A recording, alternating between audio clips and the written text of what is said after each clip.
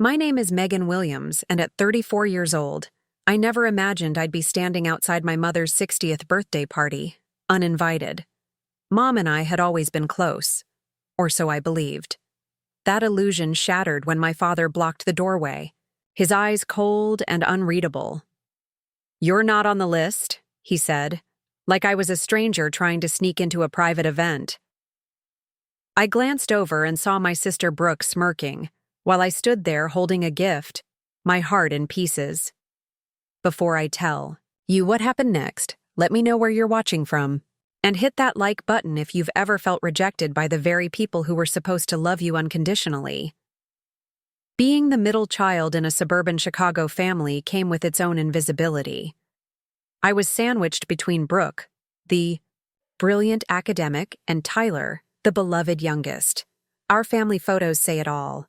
Brooke beaming with trophies, Tyler nestled in someone's arms, and me, barely visible, often pushed to the edges of the frame.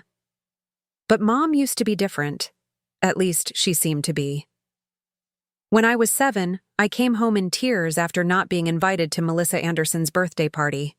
Dad brushed it off, saying, "Not everyone gets an invite." But Mom sat with me, made party hats out of paper, and we had our own little celebration together. "You're special in your own way, Megan," she whispered. "Never forget that."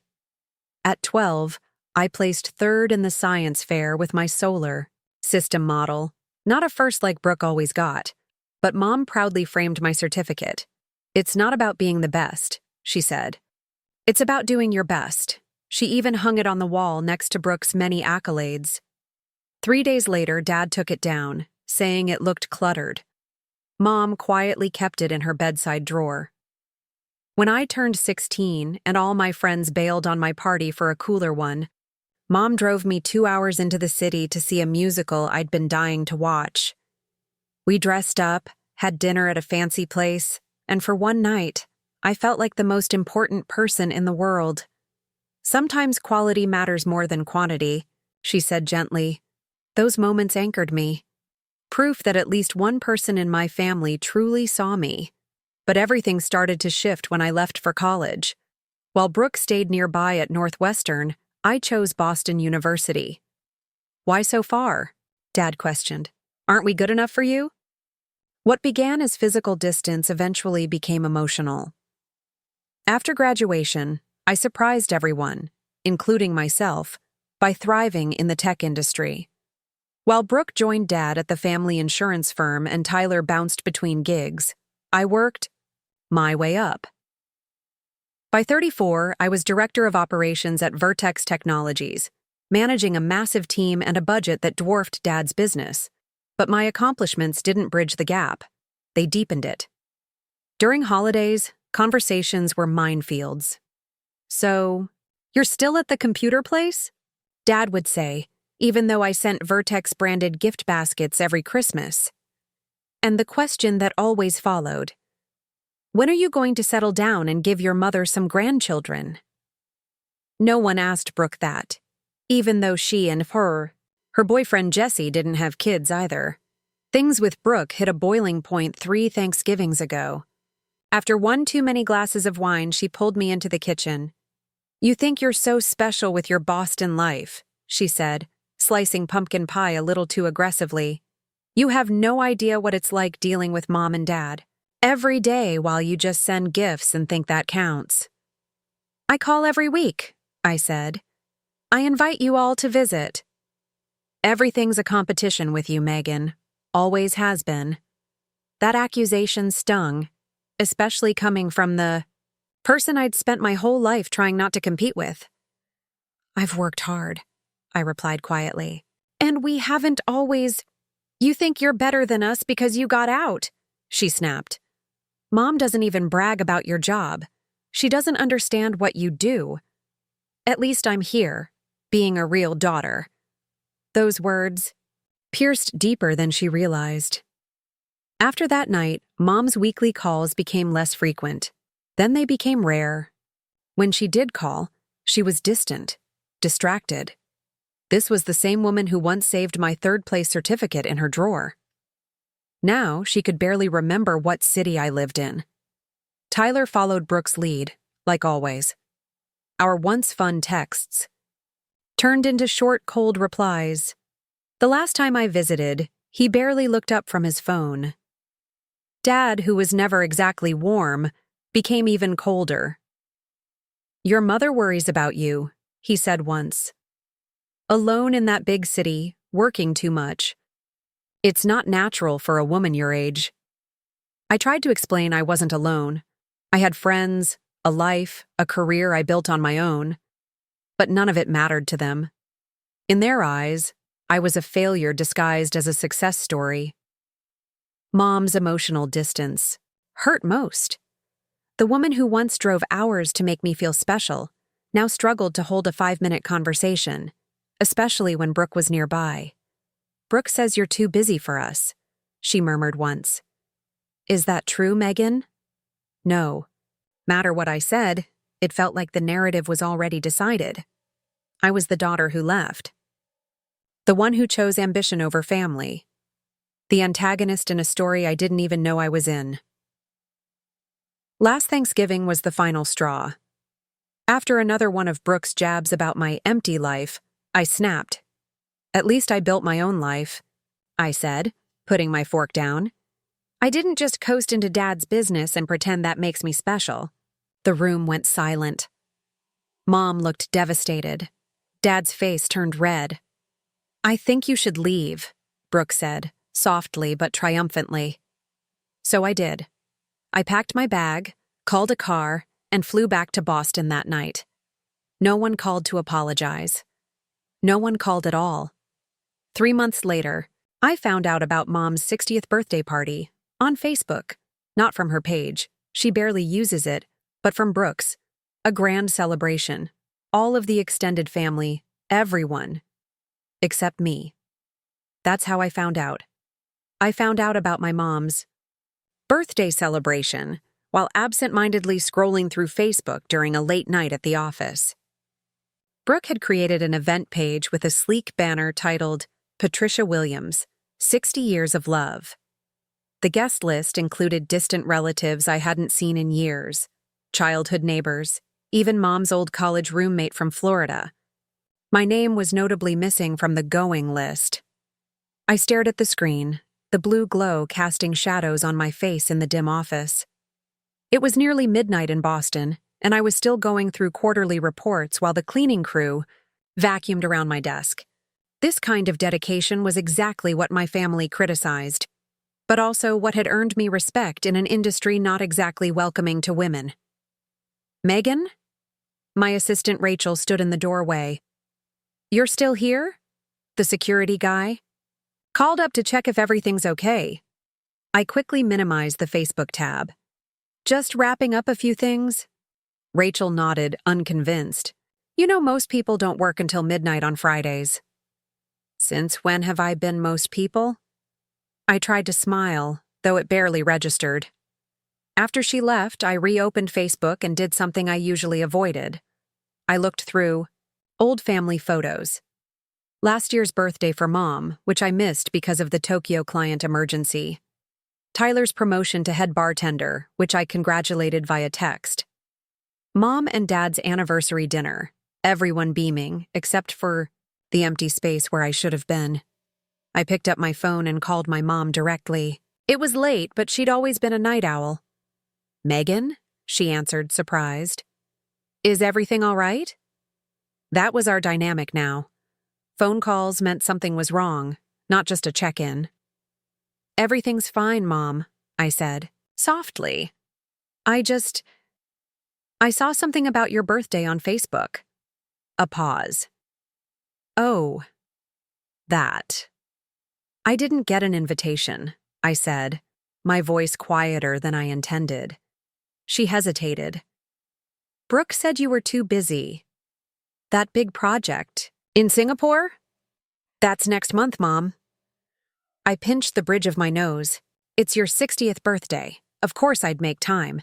Her tone softened. "Of course you should come. It would be lovely to see you." The rest of the call was awkward, her words strangely hesitant. But as soon as we hung up, I booked a First-class flight to Chicago for the following weekend. $2,000 I really shouldn't have spent, but it felt urgent. It felt necessary. The next morning, I called Rachel. I need Friday off next week. Family thing. You? Taking time off for family? She joked. Are you feeling all right? Ha ha. Just move the vendor meetings, please. Planning this trip became a mission. I spent hours choosing the perfect gift, a vintage emerald brooch from a local antique shop, just like one Mom used to admire in her grandmother's jewelry box, along with a luxury spa package at the resort she'd mentioned wanting to visit. Nearly $3,000 in total. Over the top? Maybe. But I wanted to show them that even from afar, I still knew what would make Mom smile. Picking the outfit took just as much thought. I landed on a sapphire blue dress, tasteful enough for Dad's approval, stylish enough to show I was thriving. Not that I needed their validation, I told myself, swiping my credit card with a twinge of doubt. The night before the flight, I stood in front of my bathroom mirror rehearsing conversations like I was prepping for a critical presentation. So great to see everyone. Smile. Not too eager. The company? Things are going well, but enough about work. Deflect. Don't brag. Brooke, I'm sorry about Thanksgiving. Even though she started it, the morning of my flight, I got a text from Brooke. Heard you're coming. Just don't make this weekend about you. I stared at it all the way to Logan Airport, finally replying, looking forward to celebrating Mom. The flight to Chicago gave me 3 hours to alternate between optimism and dread. I flipped through work documents without absorbing a single word. I tried deep breathing like my therapist, Dr. Levine, had taught me. Your family triggers old patterns, she'd said. Remember, you're returning as the adult you are now, not the child you were then. Easy to say. Harder to believe when flying back into the gravitational pull of family dynamics. I checked into the Westin downtown instead of staying in my childhood bedroom, still covered in high school debate team pennants. Another choice that would no doubt be interpreted as Megan thinking she's too good for us. But I needed neutral ground, a safe space to retreat if things went south. That evening, I laid out the outfit.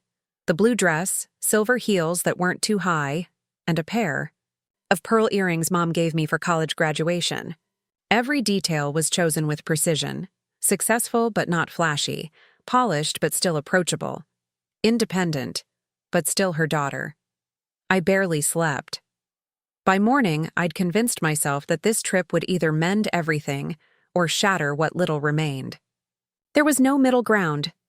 I curled my hair, put on makeup with shaking hands, and whispered to my reflection, Happy birthday, Mom. I hope you're glad to see me. The venue was a beautifully restored boathouse on the edge of Lake Michigan, so very her. Elegant, understated, with wooden beams and glass walls catching the spring sunlight off the water. I recognized familiar cars, Uncle Robert's vintage Corvette, Aunt Diana's Subaru, even Cousin Stephen's motorcycle. Each one a reminder of childhood summers, holidays, moments I once belonged to.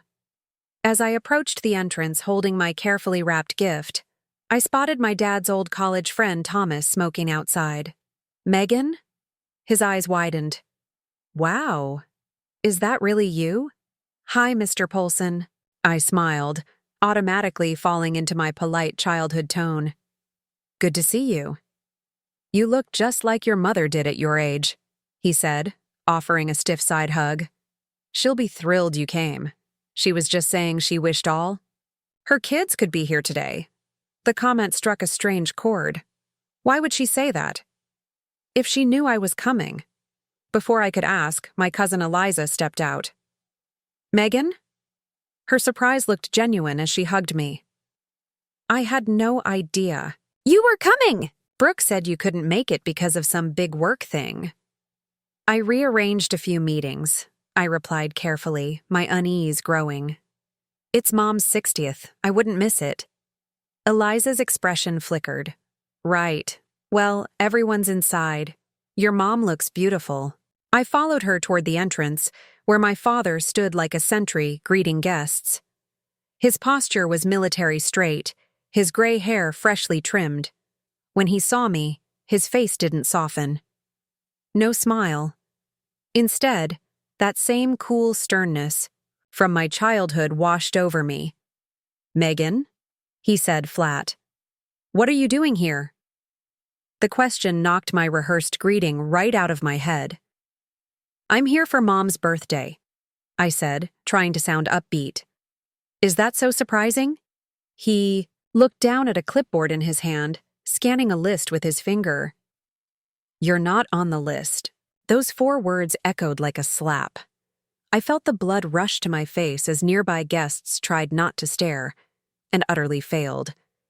"There must be a mistake," I said softly. "I spoke to Mom last week. She said I should come." "There's no mistake," he replied, his tone icy. "This party was planned by the people who are actually part of your mother's life." His words weren't just cold, they were deliberate. "Dad," I pleaded, my voice trembling. "Please don't do this. I flew in for this. I just want to see her to say happy birthday." "You should have called first," he said without budging. "This is a private event, for family that shows up." Before I could reply, Brooke appeared beside him, her boyfriend Jesse trailing behind.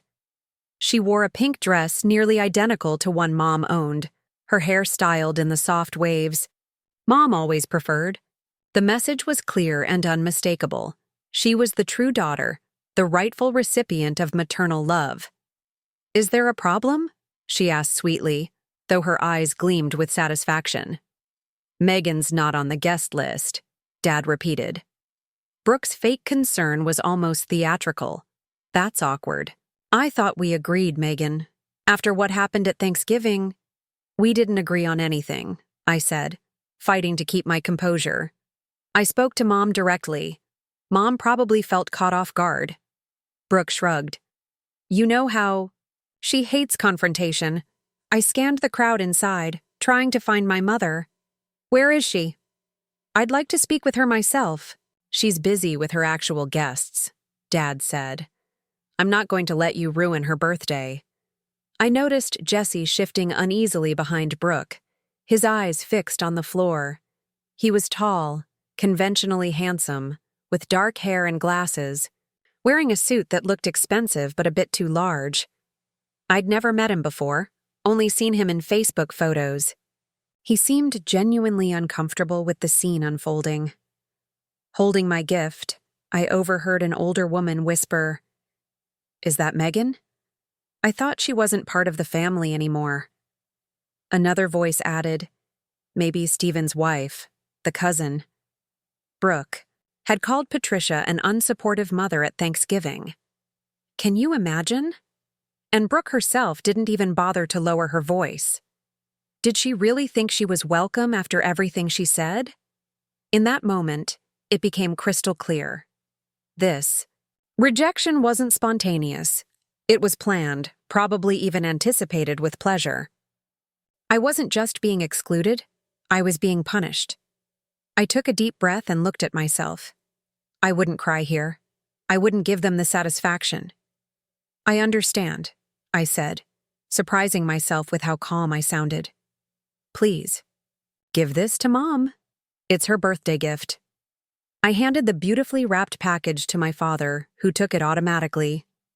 "Tell her I love her and hope she has a wonderful birthday," I added, maintaining eye contact. "That's all I came to say." Without waiting for a reply, I turned and walked away. Back straight, pace steady. I didn't let myself rush, even though every instinct screamed at me to run from this humiliation. Behind me, I heard Brooke's laugh, then Dad's deeper voice, saying something I couldn't quite catch. I made it all the way to my rental car before my hands started shaking so badly I couldn't get the key into the ignition. The carefully applied mascara threatened to streak black tears down my cheeks. I gripped the steering wheel and focused on my breathing. In, 2, 3, 4. Out, 2, 3, 4. I would not break down here in this parking lot. I would drive back to the hotel, pack my things, change my flight, and be back in Boston by tomorrow. This chapter would close forever. No more attempts at reconciliation. No more holiday calls. No more pretending we were a family instead of strangers who once shared a house. I was about to start the engine when a knock on my window nearly made me jump out of my skin. Jesse, Brooke's boyfriend, stood beside my car, signaling for me to roll down the window. His expression was concerned, almost apologetic.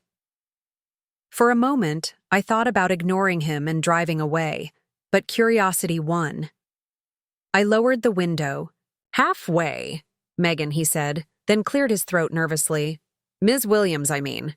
"Just Megan is fine," I replied automatically, then frowned. "Wait, how do you know to call me Ms. Williams?" Jesse glanced back toward the venue, then at me again. "Because I work at Vertex Technologies in Boston. I'm in software. Engineering, 3rd floor." My mind raced through employee directories trying to place him. Jesse Lawson," he said. "I joined about 8 months ago, transferred from the Chicago office to be closer to Brooke on weekends. I recognized you right away when I saw you today." The universe has a twisted sense of humor sometimes. Of all the tech companies in Boston, my sister's boyfriend worked at mine. I'd been so caught up with operations that I hadn't connected the dots about a new engineer. "Does Brooke know you work for me?" I asked. "Not exactly," he admitted, looking more uncomfortable. "She knows I work at Vertex, but I never said you were, well, basically her boss." At Vertex, the org chart meant that while Jesse didn't report directly to me, I was definitely part of his management chain. "May I sit down?" he asked, gesturing to the passenger seat. "I feel like I owe you an explanation." Against my better judgment, I unlocked the door. Jesse slid in, immediately making the rental car feel smaller with his tall frame. "Should have said something in there," he began. "That wasn't right. What they did. Why didn't you—" The question came out sharper than I intended. "Complicated family dynamics," he sighed. "I've only been dating Brooke about a year, still trying to figure everything out." "Well, now you've seen the Williams family at our finest," I said bitterly. "That's actually why I followed you out here," Jesse said, turning to face me directly. "What happened in there wasn't spontaneous. It was planned." My stomach tightened. "What do you mean?" "Last night at the rehearsal dinner, Brooke and your dad talked about what to do if you showed up. Your dad said he'd handle it. Your mom wasn't part of that conversation." The realization that my humiliation had been planned was somehow worse than thinking it was a cruel impulse. "Does my mother even know I tried to come today?" I asked. Jesse hesitated. "She asked about you earlier. Wondered if you might surprise her," I asked, staring out at Lake Michigan, its surface sparkling in the spring sunlight. The easier choice would have been to just drive away, return to Boston, and finally cut these painful ties for good. The professional side of me knew that sometimes walking away is the smartest move. But another part of me, maybe the part that still remembered my mother making paper party hats when I was 7, couldn't leave things like this. I think I said slowly, "It's time everyone heard the truth, including Mom." Jesse nodded, looking both relieved and scared. "I'll support whatever you decide. Just remember, I have to see these people at the holidays." "Don't worry," I assured him, reaching for the door handle. "I've learned a thing or two about dealing with difficult personalities in the corporate world." As we walked back toward the venue, a strange calm settled over me. This confrontation wasn't what I'd planned for today, but maybe it was exactly what had been needed for years. Walking back inside was one of the hardest things I've ever done. Harder than my first big presentation to the board, harder than firing someone I personally hired.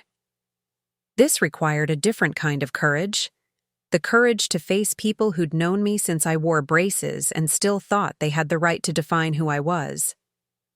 Jesse and I entered through a side door, avoiding my father's checkpoint at the main entrance.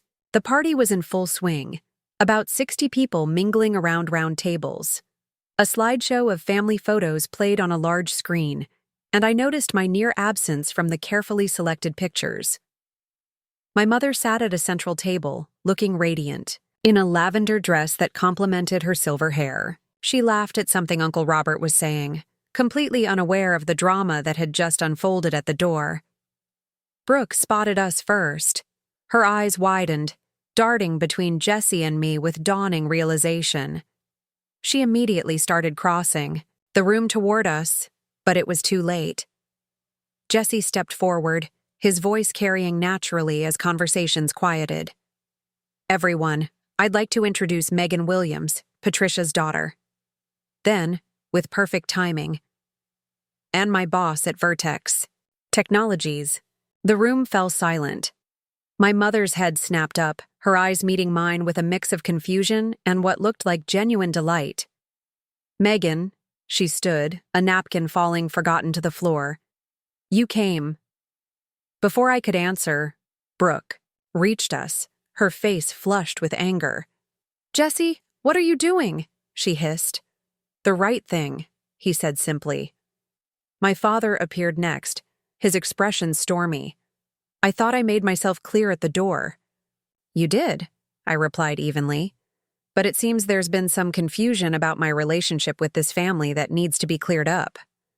Mom approached, looking back and forth between us with growing concern. "What's going on? Robert, why do you look so angry?" "Megan, sweetheart, I'm so happy you're here." Her sincere joy confirmed what Jessie had said.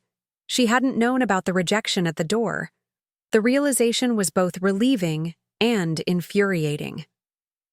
"Mom," I said gently, taking her hands in mine, "I need to ask you something important. Did you think I didn't want to come to your birthday?" She blinked, confusion obvious. "Well, Brooke said you were too busy with work, that big project you mentioned." "I never said that," I told her firmly. "When we spoke, I specifically said I would be here. I took time off work. I flew in yesterday." "Then why?" Her gaze shifted to Brooke, then to my father. "I was just at the door," I continued, aware that the whole party was watching this family drama unfold. "Dad told me I wasn't on the guest list, that this party was for people who actually make time for family." Mom's expression changed from confusion to shock. "Robert, is this true?" My father's face reddened. "Patricia, we discussed this after what she said at Thanksgiving." "We discussed no such thing," Mom interrupted sharply, her voice unusually firm. "Megan is my daughter. Of course she's welcome at my birthday." The room had fallen so silent, you could hear the ice clinking in glasses. This wasn't how I'd imagined this confrontation would play out in front of extended family and my mother's bridge club.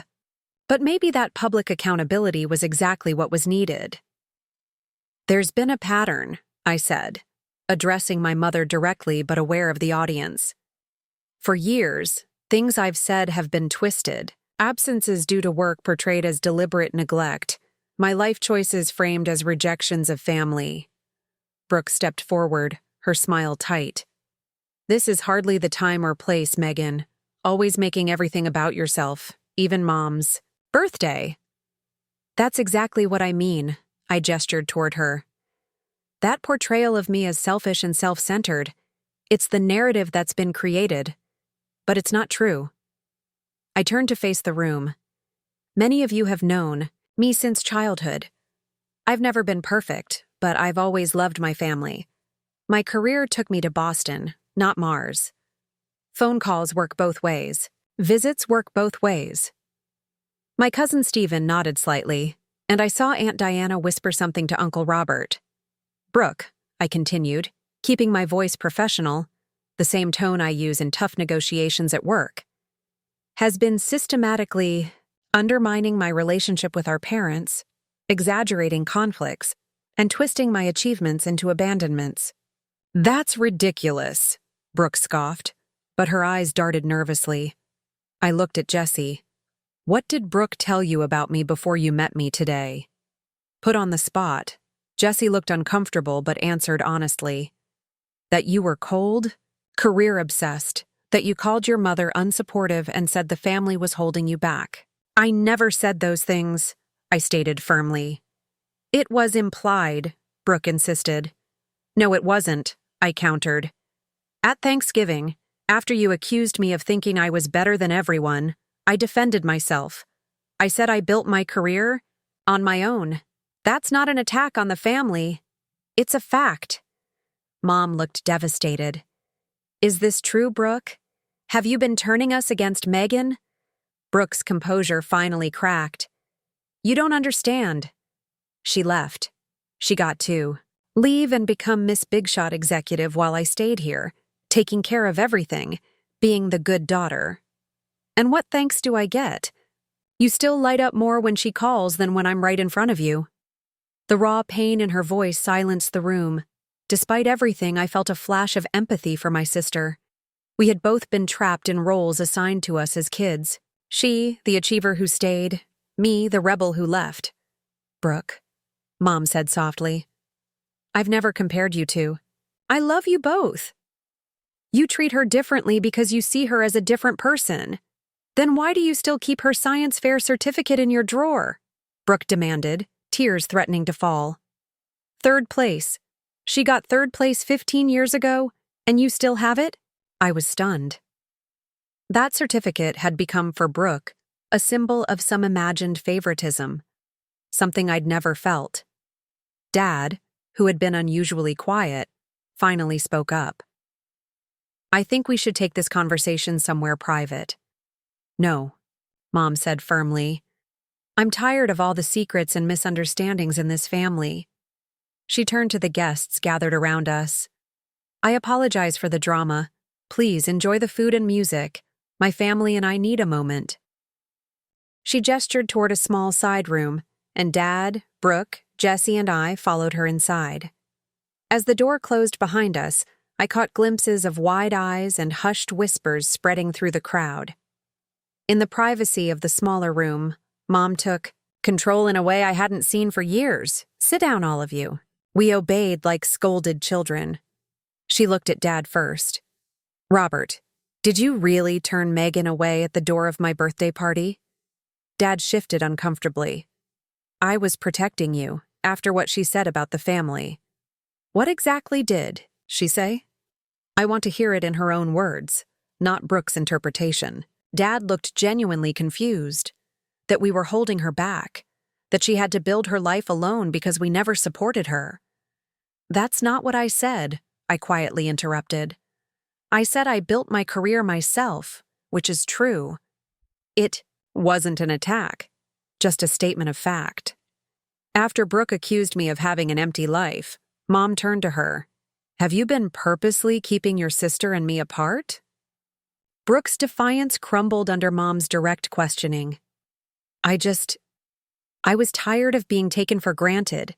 Megan swoops in for holidays, and everyone makes such a big deal. Then she disappears again, while I'm here every day, driving you to doctor's appointments, helping around the house. Doctor's appointments? I interrupted, looking at Mom. Mom sighed. I've been dealing with some mild depression and memory issues. Nothing serious, but it's been hard. Brooke's been very helpful. You never told me, I said, hurt showing in my voice. Brooke thought it might stress you out with your demanding job, Mom admitted, then frowned.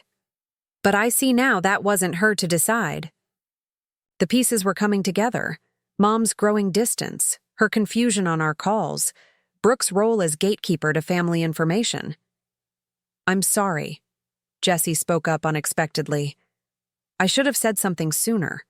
I've overheard some of these conversations where things Megan supposedly said were blown out of proportion.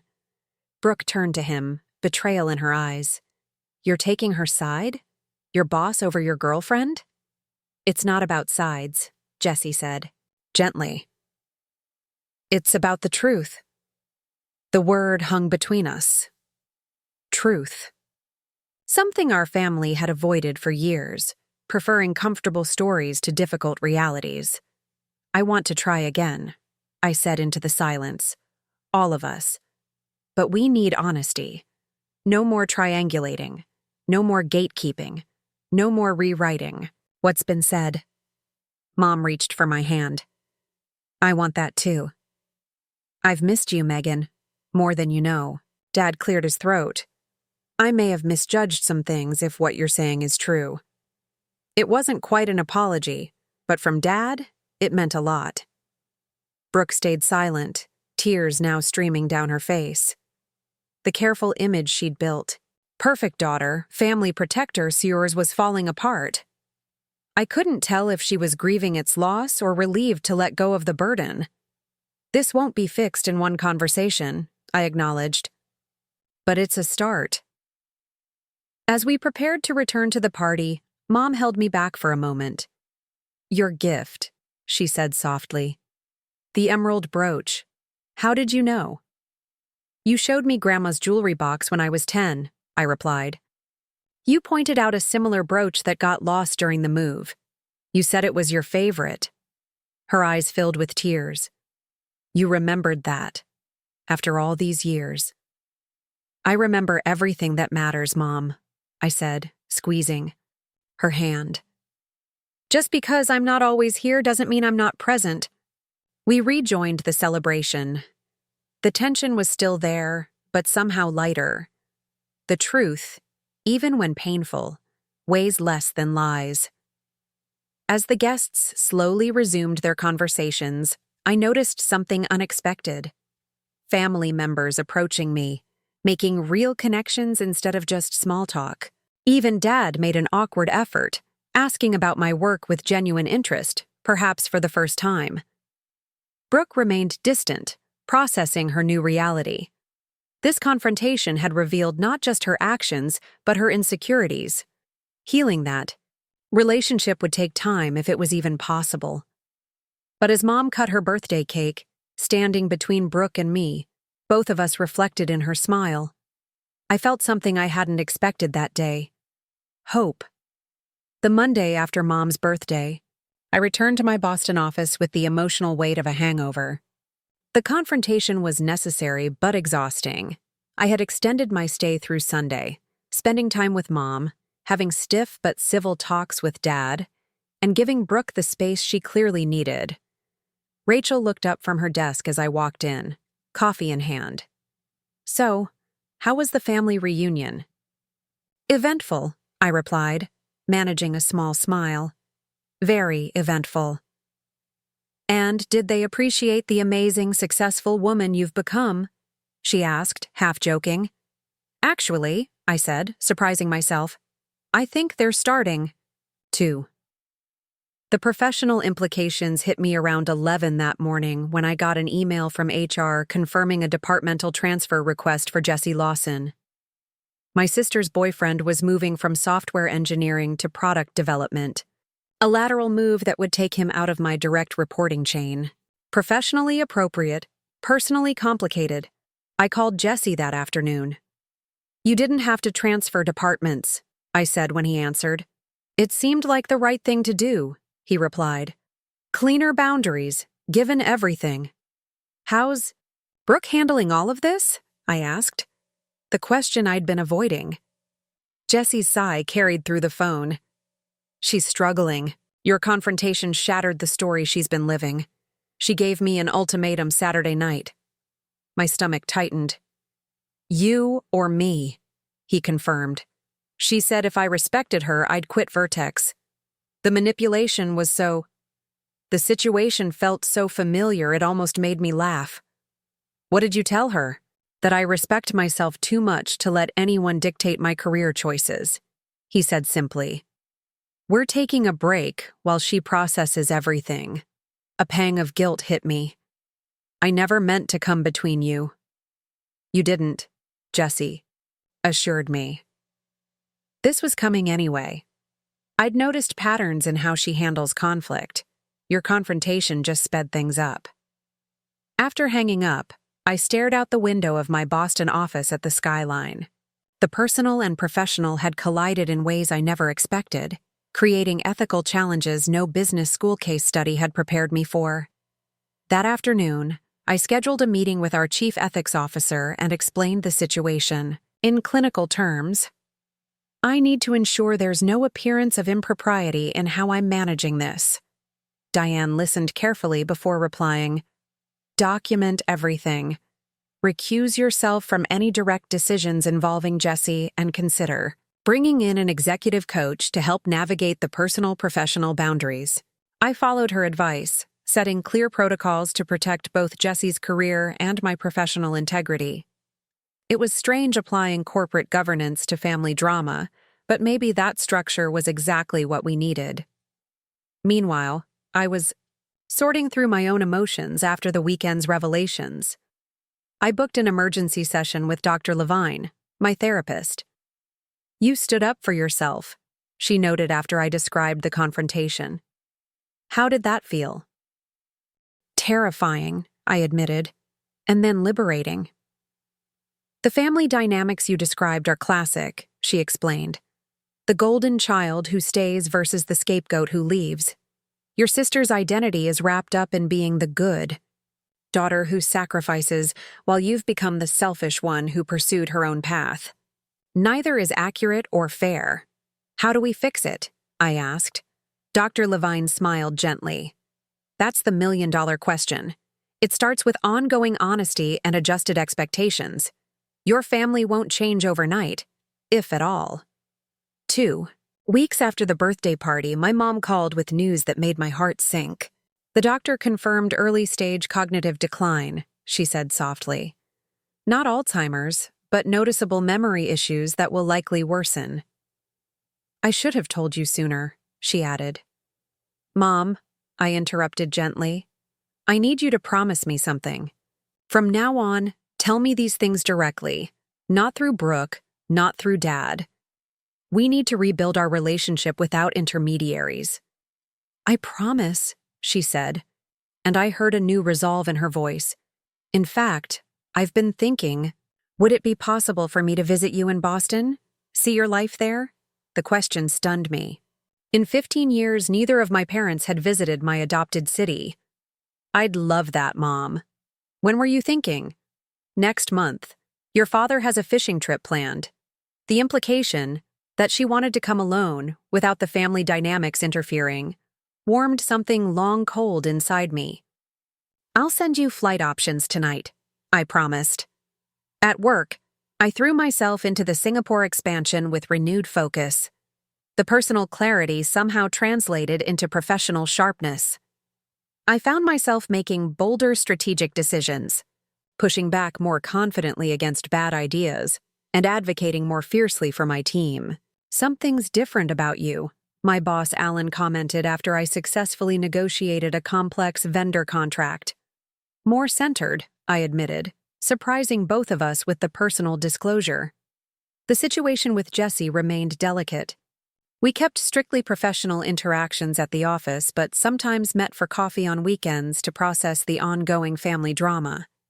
His relationship with Brooke was still on pause, though they communicated sporadically. She's seeing a therapist, he told me during one coffee. Your mom insisted. That news gave me more hope than anything else. Brooke, seeking help voluntarily, suggested she might finally be ready to face her own role in the family dysfunction. 3 months after the birthday confrontation, I received the most unexpected email of my career. The CEO wanted to meet about a new VP position overseeing global operations. The promotion meant more responsibility, more travel, and significantly greater visibility in the company. During the interview, CEO Stephanie Davis asked something unexpected. This role requires difficult conversations and standing firm under pressure. Tell me about a time you demonstrated those qualities outside of work. I took a deep breath and shared a carefully edited version of the birthday confrontation, focusing on truth-telling and boundary setting rather than messy family details. When I finished, Stephanie nodded thoughtfully. That's exactly why we're considering you for this role, Megan. Your technical skills are exceptional, but it's your integrity and courage that set you apart. A week later, I accepted the VP position. The first person I called was my mom. I'm so proud of you, she said, her voice clear and present in a way it hadn't been in years. I always knew you were destined for great things. Even when I was getting third place in science fairs, I teased gently. Especially then, she replied, because you did it your way, not anyone else's. As I hung up, I realized something profound had shifted. For the first time in my adult life, I felt both professionally successful and personally authentic with my family. The walls between those worlds were finally beginning to crumble. 3 months after the birthday confrontation, my mom stepped off the plane at Logan Airport, her first visit to my Boston life. I waited nervously at the gate, feeling like I was picking up a first date rather than my own mother. "Megan!" she called, waving enthusiastically when she spotted me. She looked smaller somehow, more fragile than I remembered, but her eyes were bright and clear. "Welcome to Boston, Mom," I said, embracing her. "I can't believe you're finally here." The week that followed was nothing short of life-changing. I took 3 days off work, something I'd never done before, which had Rachel double-checking if I was sick, and showed Mom every corner of my life here, my apartment with its sweeping view of the Charles River, my favorite coffee shop, where the baristas already knew my order by heart, the secluded garden inside the public library where I spent my lunch breaks reading. "It's beautiful," she said as we walked along the waterfront. "Your life here, I get why you love it." On her third day, I took her to the Vertex offices. Watching Mom mingle with my colleagues, seeing the pride glow on her face as they spoke highly of my work, healed something deep inside me. This wasn't the usual family story of Megan the distant daughter, but Megan the respected leader. Jesse greeted us professionally, keeping the boundaries we'd set. Still, I noticed the warmth in his tone when he spoke to Mom, the genuine respect in his manner. Whatever was happening between him and Brooke, he had become an unexpected ally in our family's healing. When Mom returned to Chicago, something fundamental had shifted. Our weekly calls resumed, but with a new level of honesty and depth.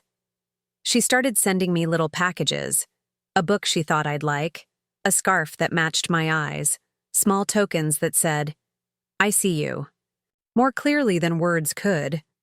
Dad made efforts too, in his own awkward way. He began emailing me articles about tech trends with notes like, "Thought you might find this interesting." Small steps, but meaningful ones. Brooke remained the most complicated piece. For 2 months after the confrontation, we didn't speak directly. Then one evening, out of the blue, she called as I was prepping for a presentation. "I've been doing a lot of thinking," she said without any preamble. "And a lot of therapy." "That's good," I replied cautiously. "I'm not ready to talk about everything yet," she continued. "But I wanted to say I realize now I was wrong about some things. The way I portrayed you to Mom and Dad wasn't fair. It wasn't quite an apology, but from Brooke it was significant." "Thank you for telling me that," I said. Jesse's name came up. "He says you've been very professional about everything," she added. "He respects you a lot. He's a good person." I offered, "Whatever happens between you two, I think he cares about you." "We're working through things," she said vaguely. "Anyway, I should go, but I wanted you to know I'm trying." My promotion to VP brought fresh challenges and opportunities. The role involved more travel, including frequent trips to Singapore for our expansion. Ironically, this meant I ended up visiting Chicago more often, with O'Hare becoming a regular layover between international flights. During those layovers, I started scheduling short visits with my parents, sometimes just dinner with Mom at the airport, other times an overnight stay that included Dad. Slowly, those brief, frequent connections created something more genuine than our old tense holiday get-togethers. My mother's health stabilized with proper treatment for her depression and cognitive challenges. "The doctors say reducing stress has helped a lot," she told me during one visit. All that family tension was literally making me sick. 6 months after the birthday confrontation, I hosted Thanksgiving in my Boston apartment, a deliberate reclaiming of the holiday that had been the breaking point the year before. Mom and Dad accepted right away. Tyler brought his new girlfriend. Brooke declined but sent a surprisingly thoughtful gift basket. As we gathered around my dining table, expanded with a rented extension to fit everyone, I realized this was the first family gathering that felt real, not performative. We weren't acting out roles assigned in childhood. We were adults choosing to connect. Before we ate, Mom raised her glass. I want to thank Megan for bringing us together, not just here in this beautiful home, but emotionally. Your courage to speak your truth has changed our family. Dad nodded, unusually emotional. I've been reflecting on the kind of father I've been and the kind I want to be moving forward. I'm proud of you, Megan. Your success, yes, but more importantly, your integrity. That long-desired, never-expected acknowledgement brought tears to my eyes. Later, as everyone helped clean up, another first in the Williams family history, I received a text from Brooke. Hope dinner went well. Maybe next year. Those 4 simple words held more hope than 1,000 forced family photos. The professional lessons from this personal journey were profound. My leadership style evolved, becoming more authentic and compassionate. I found myself mentoring younger women at Vertex, who struggled with balancing work and life, sharing edited versions of my own story.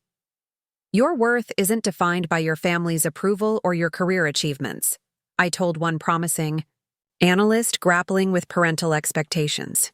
It comes from living honestly and treating others with respect. In my next performance review, CEO Stephanie noted, "You've always excelled technically, now you're bringing heart to your leadership. That combination is rare and valuable." The birthday confrontation I once feared would ruin my family had instead sparked a transformation, not into some perfect Hallmark movie family, but into a messy, learning, forgiving one. We were still imperfect, still falling into old habits sometimes. But now we faced them consciously, with courage to call out unhealthy dynamics and compassion to forgive them. Mom's words during her Boston visit stayed with me. Sometimes being excluded from where you don't belong leads you to find where you truly do. She'd been talking about my career, but it applied equally to relationships. The painful rejection at her birthday party had ultimately opened the door to more authentic connection. The emerald brooch I gave Mom became her favorite piece, worn at every important family event, a small symbol of being seen and remembered, even from afar. This spring, we're planning our first family therapy session, Mom, Dad, Brooke, Tyler, and me. Not because we're in crisis, but because we're committed to ongoing healing. It's set for next month in Chicago, and I've already booked my flight. Family relationships aren't fixed. They're journeys that require constant work. But I've learned that healthy boundaries aren't walls that separate us. They're markers that let us connect safely as our true selves. Have you ever had to stand up to family members who misunderstood or misrepresented you? How did you handle it? Share your story in the comments below. If this story resonated with you, please hit like and subscribe for more tales about navigating complicated relationships and finding your authentic voice. Thank you for listening to My Journey. And remember, sometimes the path to healing starts with the courage to speak your truth, even when your voice shakes.